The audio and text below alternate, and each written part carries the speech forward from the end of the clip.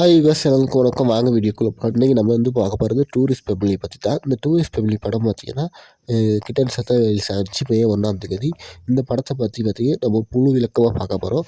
இந்த படம் பார்த்தீங்கன்னா இலங்கையில் உள்ள மக்கள் பற்றி தெரியும். கொரோனா காலத்தில் ரொம்ப கஷ்டப்பட்டு வாழ்கிறாங்க. அதனால பார்த்தீங்கன்னா இந்த வருமானம் அவங்களுக்கு வாட்டி விதைக்குது. அவங்க சாப்பாடு உணவு ஒழுங்கா கிடைக்காம இருக்குது. அரிசி போன்ற இந்த அத்தியாவசிய சாப்பாட்டு விலை கூடுறது. அடுத்து பார்த்தீங்கன்னா வெங்காயம் வந்துட்டு விலை கூடுறது. அடுத்து போக்குவரத்து சல்லியெல்லாம் கூடுறது. லைட் பில்கள் சல்லியெல்லாம் கூடுறது. மின்சார கட்டணம்லாம். இதனால இந்த படத்தில் பார்த்தீங்கன்னா அந்த விஷயத்த மெயின் பண்ணி தான் இந்த படத்தை எடுத்திருக்காங்க. அதாவது இலங்கையில் ரொம்ப கஷ்டமாக ஒரு பெப்ளி வாழ்ந்தா அவங்க இந்தியாவுக்கு போயிடுறாங்க. நான் செய்தியில் இதனால கேள்விப்படுற விஷயம் இது தான். இந்தியாவில் எப்படி மீனவர்கள் இலங்கையில் மாட்டிக்கிறாங்களோ அதே பார்த்தீங்கன்னா இலங்கையில் உள்ள நிறைய மக்கள் பார்த்தீங்கன்னா குடும்பமாக இலங்கைக்கு இந்தியாவுக்கு படகு மூலமாக வர்றாங்களா கேள்விப்படுறோம். இது காரணமே பார்த்தீங்கன்னா வறுமை. பணம் சம்பாதிக்க வழி இல்லை. ஒரு இடத்த எடுத்துக்கிட்டிங்கன்னா அங்கே பார்த்தீங்கன்னா வேலை கொடுக்கறதுக்கு ஆள் இருக்கணும். இல்லாட்டி வேலையை நம்மளே செய்யணும். இலங்கையில் பார்த்தீங்கன்னா பணம் பெறுமதி ரொம்ப அதிகரிச்சனால ஒரு முதலீடை போட்டு ஒரு வேலையை செய்யறதுக்கும் முடியாமல் இருக்குது. அடுத்து பார்த்தீங்கன்னா இந்தியா போன்ற நாடுகளுக்கு போயிட்டு அங்கே வேலை செய்யறதுக்கு தான் முடியுது. இதனால தான் இந்தியாவுக்கு வந்துடுறாங்க. இன்னொரு காரணம் இருக்குது. இலங்கையில் ஒரு கூலி வேலைக்கு போனாலும் ஒரு நாள் சம்பளம் பார்த்தீங்கன்னா குறைந்தது ரூ. 1000 தான் கிடைக்கிது. இந்த ரூ. 1000 வைத்து பார்த்தீங்கன்னா ஒரு நாள் சம்பளத்தை ஒரு குடும்பத்துக்கான சாமான் வாங்குறதுக்கே பத்தாம இருக்குது. ஏன்னா பார்த்தீங்கன்னா குடும்பத்துட்டு கஷ்ட நிலைமை. இதனால பார்த்தீங்கன்னா இந்தியாவுக்கு வர்றாங்க. இது உண்மைக்கு இந்த படத்தில் இந்த விஷயத்த தத்ரூபமாக காட்டியிருக்காங்க. அது ரொம்பவே பிடிச்சிருந்துச்சி. இந்தியா பட இயக்குனருக்கு அது ஜீவன் என்னமோ பிரசாத் என்னமோ தான் பேர். அபி பிரசாத் என்னமோ பேர். இந்த இயக்குனருக்கு ரொம்பவே நன்றி தெரிவிச்சுக்கணும். அடுத்து இந்த படத்தை சசிகுமார் தான் இயக்கி வராருங்க. அவர் பார்த்தீங்கன்னா படத்தில் மெயின் கேரக்டராக தமிழர் நடந்திருந்தார். அவர் யாழ்ப்பாண மக்கள் கதை பேச்சில் பார்த்தீங்கன்னா அவர் நடிச்சிருந்தார். ரொம்ப எனக்கு நன்றி. அடுத்து சிம்ரன் மேடமுக்கும் நன்றி. அடுத்து பார்த்தீங்கன்னா என்னமோ யோகலட்சுமி அக்காவுக்கு ஒரு தேங்க்ஸு. அடுத்து அந்த அண்ணாவுக்கு தேங்க்ஸு. நகுலேஷ் பணியனுக்கும் ரொம்பவே தேங்க்ஸ். ஏன்னா படத்துக்காக நடித்ததுக்கு. ஏன்னா இழக்கப்பட்ட மக்கள்கிட்ட கஷ்டமே வெளிக்கொண்டதுக்கு ரொம்பவே நன்றின்னு தான் நான் சொல்லுவேன். சரி, நம்ம படத்துக்குள்ளே போகலாம். ஃபஸ்ட்டு பார்த்தீங்கன்னா இந்த படத்தில் 4 பேர் தான் இருக்காங்க. அந்த கதாபாத்திரத்துக்கு நான் சொல்லிட்டேன். இன்னொரு நான் சொல்கிறேன். ஃபஸ்ட்டு பார்த்தீங்கன்னா இந்த படத்தில் மெயின் கேரக்டர் சசிகுமார் நடிச்சிருக்காரு. சசிகுமார் பார்த்தீங்கன்னா நல்ல படங்களை எடுத்து அவர் நடிக்கிறதுக்கு ரொம்பவே ப்ராக்டிஸ் பண்ணுறாரு தான் சொல்லலாம். இந்த படத்துலேயும் அதே வேலையை தான் செஞ்சிருந்தார். அவர் நல்லா நடித்த படங்களில் எப்படி நடித்தாரோ அதை இன்னொருக்காக கம்பேக்காக அந்த படத்தில் கொடுத்துருந்தார். அதாவது அடிதடி பேச்சு கோவத்துலேருந்து அவர்கிட்ட சிரிப்புலேருந்து எல்லாம் பழைய படங்கள் நம்ம எப்படி பார்த்தோமோ சசிகுமார், பிரம்மன் உள்ளிட்ட நிறைய படங்களில் புலியை நம்ம கடைக்குட்டி புலியை நம்ம படத்தில் உள்ள அவர்கிட்ட இந்த மூஞ்சி கதாபாத்திரமும் இதில் ரொம்பவே அழகாக தெரிஞ்சிச்சு. இவர் ரொம்ப அழகாக தத்ரூபமாக அந்த படத்தை நடித்து கொண்டு போயிருப்பார். அடுத்து பார்த்தீங்கன்னா நம்ம யோகி பாபு இந்த படத்தில் மெயின் கேரக்டர்னு சொல்லலாம். அவர்ட்டு ரீசெண்ட் படங்கள்லாம் நீங்கள் பார்த்துருந்தாலே தெரியும். ஒத்தோடு முத்தையா அந்த மாதிரி படங்கள்லாம் அவர் நடிக்கிறார். யோகி பாபு நடிப்பு வேறு லெவலில் தான் சொல்லலாம். அந்த வேறு லெவல் நடிப்புக்கு பார்த்தீங்கன்னா அவர் இருந்தாலும் டக்குனு ஒரு ஜோக்கர் நடிப்பார். அதாவது கவுண்டர்னு சொல்லுவாங்க அதை. அந்த கவுண்டரில் இதில் ரொம்பவே சூப்பராக கொடுத்துருந்தாரு. எந்த இடத்துலையும் பார்த்தீங்கன்னா நம்ம போர் அடிக்காமல் படத்தை என்ஜாய் சிரிப்பாக பார்க்கறதுக்கு மாதிரி அவர் நடிப்பு இருந்துச்சு. அவர் நிறைய சீன்களில் வராட்டி பார்த்தீங்கன்னா யோகி பாபு நடிப்பு ரொம்பவே பிரமாதம். அடுத்து பார்த்தீங்கன்னா நம்ம 3வதா பார்த்தீங்கன்னா நம்ம சிம்ரனை பற்றி சொல்லி ஆகணும். சிம்ரன் பார்த்தீங்கன்னா முந்தைய காலத்தில் மின்சார கண்ணா அது மாதிரி பாடல்லாம் வந்துச்சு. இடைக்கால பாட்டு. அந்த நேரத்தில் பார்த்தீங்கன்னா ஃபேமஸான அந்த நடிகைன்னு சொல்லலாம். அவங்க பார்த்தீங்கன்னா இந்த படத்தை விரும்பி ஏற்றுக்கிறதுக்கு ஒரு காரணம் இருக்குது. அவங்க குடும்ப கதைகள்லாம் நடிக்கிறதுக்கு பிடிக்கும் போல். பார்த்தீங்கன்னா அவங்க லவ்ஸ் மூவியில் தான் நடிப்பாங்க கூடுதலாக. ஆனால் இந்த குடும்ப படங்கள் பிடிக்கும்னால இந்த ஃபேமிலி படம் அதுக்காக இந்த ஃபேமிலி படத்துக்கு நடிக்க வந்திருந்தாங்க. இவங்க நடிப்பும் பார்த்தீங்கன்னா ஒவ்வொரு நிமிடமும் ஒவ்வொரு வினாடியும் பார்த்தீங்கன்னா நம்மளை சோகத்தில் அழுத்தாமல் மகிழ்ச்சியிலே கொண்டு போகுது. சிம்ரன் முந்தைய கால நடிப்பு எப்படி பேசப்பட்டு இருந்துச்சோ அதை முழுசாக மாற்றி ஒரு இலங்கையில் ஒரு யாழ்ப்பாணத்து பெண் எப்படி காப்பாங்களோ அது மாதிரி அழகாக காய்ச்சிருந்தாங்க ஈழத்தமிழில். ரொம்பவே பார்க்க க்யூட்டான வார்த்தையாக இருந்துச்சு. அவங்கள்ட்ட ஒவ்வொரு குரல் தொனிகளும் நல்லாவே இருந்துச்சு. நல்லா பண்ணியிருந்தாங்க. பெர்ஃபார்மன்ஸ் ரொம்ப சூப்பர்னு சொல்லலாம். ஏன்னா பார்த்தீங்கன்னா பக்கத்து வீடோட அவங்க காய்க்கிறதா இருக்கும். இல்லாட்டி அவங்களோட கணவரோட ரொமான்ஸ் பண்ணுற மாதிரி காய்க்கிறதா இருக்கும். மற்றபடி சிரிக்கிறதா இருக்கட்டும், ஜோக் அடிக்கிறதுக்கு எல்லாமே பார்த்தீங்கன்னா, அவங்க பெர்ஃபெக்ட்டா பண்ணியிருந்தாங்க. இந்த வயசுலயும் பார்த்தீங்கன்னா, அவங்க வயசு பிரியும் பார்த்தீங்கன்னா, துடிப்போட இந்த படத்தில அவங்க வந்து நடிச்சிருந்தது வந்து தமிழ் சினிமா மக்களே பார்த்தீங்கன்னா, ரசிச்சு பார்க்குற மாரிக்கே ஒரு விடயமா இருந்துச்சு. ஏன்னா, அவங்கட்டு அந்த வயசுக்கேத்த நடிப்பு வந்து ரொம்பவே சூப்பர்ன்னு தான் சொல்லலாம். அடுத்து நம்ம குட்டி பையன் இருக்காரே, அவர பார்க்குறதுக்கு முன்னாடி நம்ம இந்த குட்டி பையன் விட்டுட்டு அண்ணா பத்தி பார்க்கலாம். அண்ணா பார்த்தீங்கன்னா, நான் பேரே அவர்ட்ட தேடி பார்த்தேன். அவர்ட்ட பேரு எனக்கு வந்து சோசியல் மீடியால கிடைக்கல. அவரும் ஒரு புதுமுக வீரர் ஒரு நடிகர்ன்னு தான் நினைக்கிறேன். பார்த்தீங்கன்னா, அவரும் நல்ல ஒரு ஏர் லுக்கோட, நல்லா தாடி மீசை அதெல்லாம் நல்லா லுக்கோட அவர் இருந்தாரு.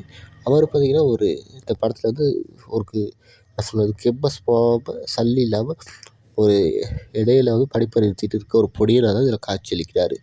அ இதில பார்த்தீங்கன்னா சசிகுமார் வந்து கார் துடைக்கிற வேலைய வந்து செஞ்சிருந்தாரு. படத்த விட்டு செகண்ட் ஹாஃப்க்கு அப்புறம். வீட்ல தான் நம்ம சிம்ரன் ஹவுஸ் ஒய்ஃபாவும் இருந்தாங்க. அதையும் சொல்ல வந்துட்டு அதான் சொன்னேன். அடுத்து பார்த்தீங்கன்னா, இவன் அந்த அண்ணாவ சொன்னேன். இந்த அண்ணா பார்த்தீங்கன்னா, ம் ரொம்ப என்ன சொல்றது, ஒரு ரொமான்டிக் பாயா, ரொம்ப ஒரு ஆத்தல் பாயா இருந்தாரு. அதாவது நல்லா பார்த்தீங்கன்னா, எல்லாத்தையும் பார்த்து செஞ்சு குடுத்துருந்தாரு எல்லா விஷயத்தையும். ரொம்பவே புடிச்சிருந்ததுன்னு சொல்லலாம். இந்த விஷயத்த பார்த்தீங்கன்னா, நீங்க பார்க்குறதுக்கே புடிச்சு வச்சிருக்கணும். ஏன்னா, அவர் வந்து நல்லா லவ் பண்றதுக்கு செட் ஆனார். அவ்வளோத்தான் வியூவர்ஸ், நம்ம எல்லாத்தையும் பார்த்தாச்சு. இன்னைக்கு கதைக்குள்ள போயாச்சு.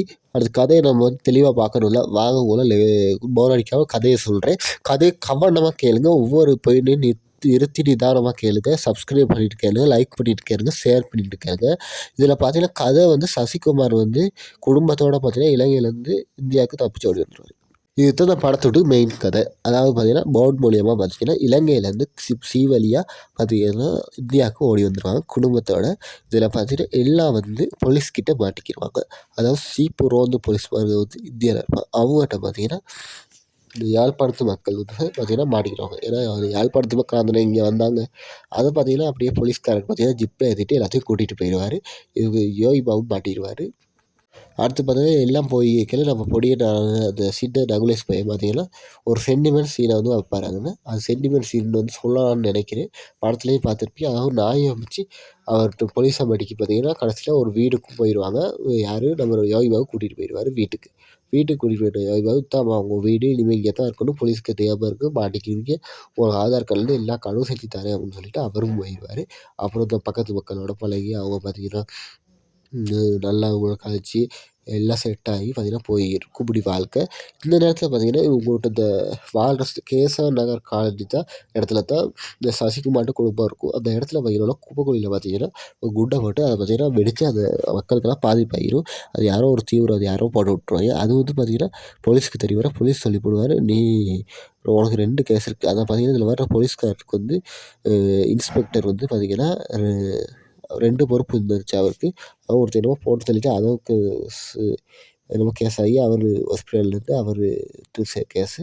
இன்னொன்னு இந்த குண்டு கேஸு. இதில பார்த்தீங்கன்னா, அந்த போலீஸ்காரர் அவன் அந்த செத்து போயிட்டான் ஹாஸ்பிட்டல்ல.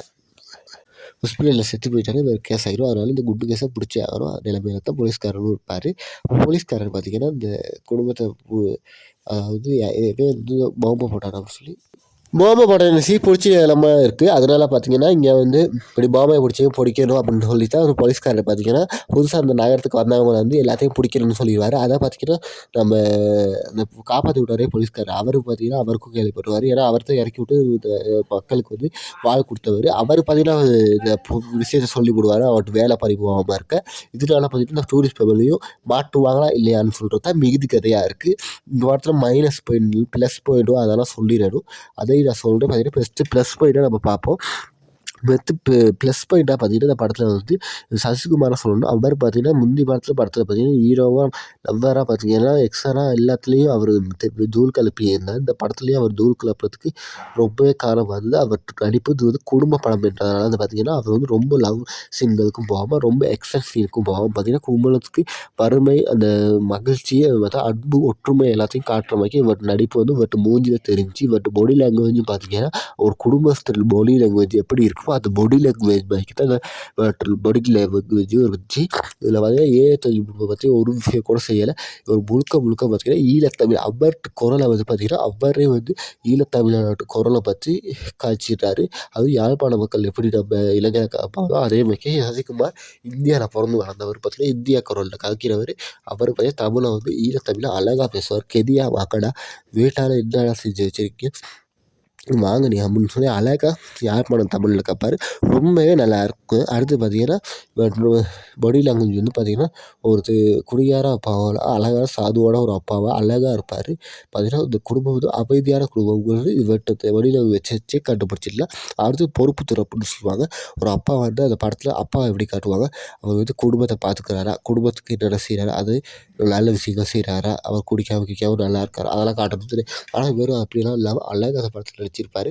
குடும்பத்தை ஒழுங்கு கொண்டு போயிடுவார். ஒற்றுமையான குடும்பத்தில் அவர் இன்னும் கமல் அண்ணா வந்தோடனே எல்லா விஷயங்களும் புரிஞ்சுக்கலாம். பொண்டாட்டி நல்லா பார்த்துக்கிறது அப்படின்னு நிறைய விஷயங்கள் அவர் உண்மைக்கும் நல்லா அந்த பராமரித்து ஒற்றுமையாக பார்த்துக்கிருப்பார். அதுவும் ரொம்பவே இந்த படத்தில் நல்லாயிருக்கும். போர் அடிக்காத விஷயம்னா அதுவும் சொல்லலாம். அடுத்து பார்த்தீங்கன்னா நம்ம சிம்ரன் சொல்ல வேணாம்னு சொல்ல இயலாது, சொல்லியே ஆகணும். ஏன்னா அவங்க வந்து வயசு போயிட்டு நடிக்கிறவங்க. வயசுப்படி சொல்ல அவங்கள வந்து நம்ம வயசு போனவங்களும் நடிக்க மாட்டாங்களோ, இல்லாட்டி அவங்களாம் இந்த சினிமா உலகத்தை விட்டு போயிடுவாங்களோன்னு நினச்சி அந்த ரசிகர்கள் கப்பை கொடுக்குற விதமாக சிம்ரன் ஃபேன்ஸ் இடுப்பலையும் சிம்ரன் சொல்லி அவங்களோட ஆவணமாக பார்க்குற பேரண்ட்ஸ்க்காக பார்த்தீங்கன்னா இந்த படத்தில் களமிறங்கியிருந்தாங்க. இவங்க பார்த்தீங்கன்னா லவ் ஷீட்டில் இந்த படத்தில் நடிக்காட்டியும் அவங்க பார்த்தீங்கன்னா இந்த பெப்ளியில் வந்து அம்மாவும் நடித்தாங்க. இந்த பெப்ளியில் பார்த்தீங்கன்னா இவங்க மனைவியாகவும் நடிக்கணும், அம்மாவும் நடிக்கணும். ஒரு 2 கவனத்தையும் இவங்க வந்து கவர் பண்ணுறதா வந்து இவங்க நடித்தாங்க. அது ரொம்பவே சூப்பராக இருந்துச்சுன்னு சொல்லலாம். மகன்களை வந்து அன்பாக ஆதரவாக தலையை வாரி பார்த்துக்கிறதுலேருந்து அவங்க வந்து குடும்பத்தில் வந்து எப்படி மற்றவங்களோட கதைச்சி பக்கத்து வீட்டோட கதைச்சி பால் காய்ச்சறது உதவி வாங்குறது எல்லாம் செஞ்சாங்க. உண்மைக்கு நம்ம வந்து மற்ற ஒரு அம்மாலாம் பக்கத்து வீட்டிலலாம் காய்ச்சி இருப்பாங்க, வீடு வேலையெல்லாம் செய்வாங்க, அதெல்லாம் செய்வாங்க. அது மாதிரி செஞ்சு களை பறித்து போயிட்டு அப்படி இருந்த மாதிரி மூஞ்சி அழகாகவே காட்டியிருந்தாங்க. இயக்குனர் பார்த்தீங்கன்னா ஒவ்வொரு சீனும் பார்த்தீங்கன்னா உண்மையான அம்மா எப்படி இருந்தால் இருப்பாங்க அதெல்லாம் காட்டுறது அழகாக செஞ்சு வச்சுருந்தாரு. அடுத்து பார்த்தீங்கன்னா இந்த படத்தில் இன்னொரு ப்ளஸ் பாயிண்ட் இருக்குது. அது சின்ன படியாக வந்து ப்ளஸ் பாயிண்ட்னு சொல்லலாம். நட்சத்திரம் குழந்தை நட்சத்திரம்னு சொல்லுவாங்க. அந்த குழந்தை நட்சத்திரமாக பார்த்தீங்கன்னா நம்ம நகுலேஷ் வந்து படத்தில் நடிச்சிருந்தார். ரொம்பவே நல்லா இருந்துச்சு. நகுலேஷ் ஃபேமிலி பார்த்தீங்கன்னா ஸ்கூல் படிக்கிறப்படி இதில் அதனால் ஸ்கூல் படிக்கிறப்படி என்ன காலையிலேயும் ஸ்கூல் போகணும் வரணும் அப்படி தான். ஆனால் வந்து அதுவும் ரொம்ப நல்லா செஞ்சிருந்தாரு. ஃபஸ்ட் நாளே போகாது பார்த்தீங்கன்னா ஒரு ஸ்கூல் சீட் ஒன்று இருக்கும். அதில் போயிட்டு பார்த்தீங்கன்னா இப்போ யாரும் நம்ம சேர்க்கே டப் கொடுக்குறேன் சேர் வண்டியில் ஏறி போயிடுவார். பார்த்தா ஸ்கூலில் போய் பார்த்தா சரி அது சேர்னு ஒரு சேரோடய ஃப்ரெண்ட் பிடிச்சி அப்படி ஆத்தா இருப்பார். வீட்டிலே பார்த்தீங்கன்னா இவர் வந்து அண்ணா லவ் ஃபெயிலியர் டைமில் பார்த்தீங்கன்னா வலையூர் நாட்டம் பாடி ஆற்றுலாம் டான்ஸ் ஆடிருப்பார். ரொம்பவே நல்லா இருந்துச்சு. இது பார்த்தீங்கன்னா யூடியூப்லேலாம் ரொம்பவே ஃபேமஸாக போகுது ஷார்ட்ஸ்லாம். என்னைய பொறுத்தவரை இந்த படத்தில் ப்ளஸ் பாயிண்ட்னா அதுதாங்க. ஏன்னா பார்த்தீங்கன்னா இவர் மலையூர் நாட்டாம மனசை கட்டு போடாம உன்னா போல யாரும் இல்லை ராஜா அந்த பாட்டுக்கு ரொம்ப அழகாக டான்ஸ் அடிப்பார். அவர் ஸ்மைலிங் இருக்கே பார்த்தீங்கன்னா அது ரொம்ப சூப்பருங்க. எனக்கு பிடிச்சதே அவர் ஸ்மைலிங் தான். அந்த பொடியன்ட்டு அழகாக சிரிப்பார். அந்த கமலேஷா நகுலேஷ் பொடியனுக்கு ரொம்பவே வாழ்த்துன்னு சொல்லலாம். அவர் இன்னும் நிறைய படங்கள் நடிக்கணும். சின்ன பொடியை படிப்பே அவர் பார்த்துக்கணும். நான் சின்ன பொடியை படிச்சுட்டும் இருக்கோம். அதனால் படிப்பே பார்த்துட்டு அப்படியே படத்தையும் நடித்தா நிறைய பேர் அவருக்காகவே ஆடியன்ஸாக மாறுவாங்கன்னு சொல்கிறதுல எந்த வித மாற்று கருத்தும் இல்லை. அடுத்து பார்த்தீங்கன்னா யுவர்ஸ் நம்ம வந்து அந்த அண்ணாவை பார்த்துக்கலாம். அண்ணா வந்து காலேஜ் முடிச்சு பார்த்தீங்கன்னா ஆள் அவரும் படித்தபடியே தான். ஆனால் பார்த்தீங்கன்னா அவர் கேம்பஸுக்கு போகாமல் அவங்க வீட்டில் தான் கஷ்டமே சல்லி இல்லை அப்படின்னா சேர்க்க இயலாது கேம்பஸ்க்கெலாம் ஏன்னா சல்லி வேணும் போக அதனால சொல்லி சேர்க்க மாட்டாங்க. அவர் அதனால் சேர்க்காம இலங்கைக்கு வந்து இலங்கையிலேருந்து இந்தியாவுக்கு வந்துடுவார் எல்லாம் சேர்ந்து. அவரும் பார்த்தீங்கன்னா தம்பி சோறு தம்பியோட அரவணைக்கிறது தம்பிக்கு ரொம்ப ஆதரவாக இருப்பார். தம்பியோடையே இருப்பார். தம்பியும் அண்ணனும் ஒன்று சகோதரத்துவம் பார்த்தீங்கன்னா ரொம்பவே அழகாக காட்டியிருப்பாங்க. அண்ணன் தம்பியை பராமரிக்கணும். தம்பி வந்து அண்ணன் பார்த்துக்கிறது ரொம்பவே நல்லா காட்டியிருப்பாங்க. என் வாழ்க்கையில் கூட நடந்த மாதிரிக்கி நானும் எங்கள் அண்ணாவும் நல்லா இருக்க மாதிரிக்கி இவங்களும் பார்த்திங்கன்னா நல்லாவே இருந்தாங்க. ரொம்ப அழகான ஒரு ஆக்டிங் இந்த அண்ணன் தம்பி ஆக்டிங் ரொம்பவே நல்லா இருந்துச்சு. அவர் பார்த்திங்கன்னா அண்ணா பார்த்திங்கன்னா லவ்வும் போய் இருக்கும். அதாவது பார்த்திங்கன்னா இவங்க வீட்டுக்கு வந்து போலீஸ் வீட்டில் தான் குடியேறுவாங்க. போலீஸ் வீட்டில் பார்த்திங்கன்னா வீட்டில் பார்த்திங்கன்னா இவங்க இருப்பாங்க. வீட்டில் வந்து போலீஸ்கார அங்கிள் இருப்பாங்க. போலீஸ்கார அங்கிள் அப்போ பார்த்திங்கன்னா அவருக்கு ஒரு பொண்ணு இருப்பாங்க. அந்த பொண்ணு வந்து லவ் பண்ணி ஃபெயிலியர் ஆகிடுவாங்க. அந்த ஃபெயிலியர் ஆகிற பொண்ணையும் இவர் வந்து செட் பண்ணிக்கிடுவார். இவர் லவ் பண்ண பொண்ணு வந்து இலங்கையில் இருப்பாங்க. அந்த பொண்ணு வந்து வந்து வேறு யாரையோ பண்ணிட்டு போயிடுவாங்க. அதனால தான் இந்த பாட்டே மலையில் பாட்டாங்க. அதனால இவரும் செய்ய வழி இல்லாமல் அந்த வீட்டில் உள்ள அந்த பிள்ளைய வந்து லவ் பண்ணிடுவார் இந்த ஹீரோ. அதாவது பார்த்தீங்கன்னா செகண்ட் ஹீரோன்னு சொல்லலாம். நம்ம சசிகுமார்கிட்ட அன்பான மகன் சொல்லலாம் அவர். சசிகுமாருக்கும் இந்த பொண்ணுக்கும் தான் இடையில சண்டை வரும். ஏன்னா காரணம் பார்த்தீங்கன்னா இவங்க வந்து அண்ணன் இப்போ அப்பாவுக்கும் மகனுக்கும் சண்டை வர்றது அது சகலம் தானே அது வரைக்கும் வரும். அதுவும் பார்த்தீங்கன்னா என்னைய படிக்க வைக்கிறேன் ஒழுங்காக வந்து குடிச்சிட்டு வரதுக்கெல்லாம் பேசி அப்படி சண்டைக்கு வரும். மற்றபடி இந்த படத்தில் வேற ஒரு சண்டையும் இல்லை. பார்த்தீங்கன்னா இந்த படத்தில் ப்ளஸ் பாயிண்ட் மைனஸ் பாயிண்ட் நிறைய விஷயங்கள் இருக்குது. அதையும் சொல்லிட்டு போகிறது சரி.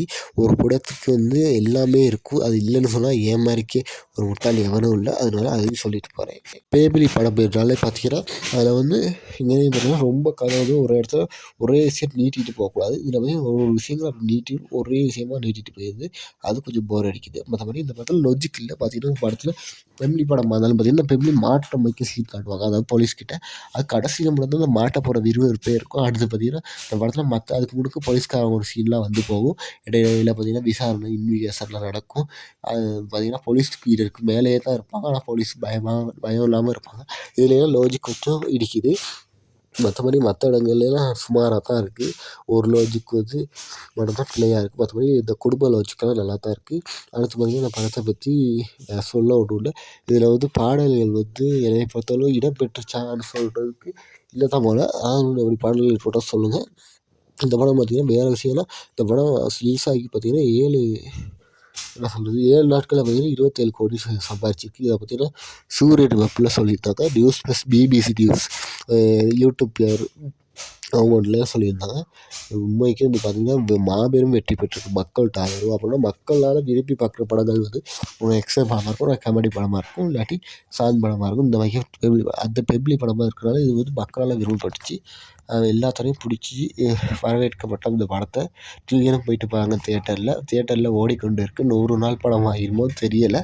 1000 கோடி வசூல் தரனாலும் அதுக்கு சந்தேகத்துக்கு தான் இடம் அது சந்தேகம் இல்லைன்னு தான் சொல்லலாம். இவ்வளோ தான் வீடியோ. நன்றி, வணக்கம். சசிகுமாருக்கு நன்றி, எல்லாத்துக்கும் நன்றி. பாய், அன்பே சிவம்.